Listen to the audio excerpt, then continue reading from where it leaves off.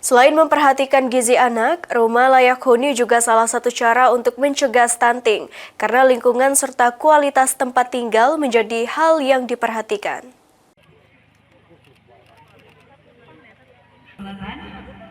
Program pencegahan stunting pada anak saat ini sedang gencar dilakukan oleh Pemkab Muara Enim, salah satunya dengan memberikan makanan bergizi. Selain itu, dengan tinggal di rumah layak huni akan mencegah stunting karena lingkungan bersih dan sirkulasi udara yang baik. Dalam kunjungan kerja, Wakil Menteri Kependudukan dan Pembangunan Keluarga RI, Ratu Ayu Isyana Bagus Oka mengatakan, lingkungan dan rumah harus layak huni harus diperhatikan.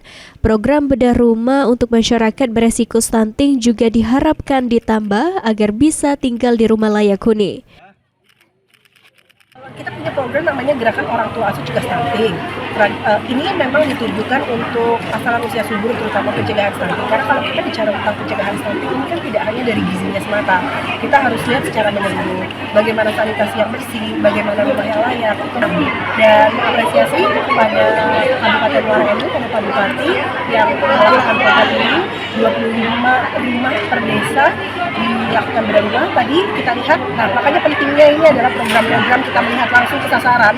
Pada saat kita melihat sasaran MBG, ternyata rumahnya masih belum layak. Berarti kan, oke, Pak Bupati langsung turun tangan karena dengan pemukiman yang layak, sumber air bersih, makanan bergizi yang cukup, serta rumah layak huni akan meningkatkan mutu masyarakat yang baik, terutama kualitas anak sebagai generasi penerus bangsa.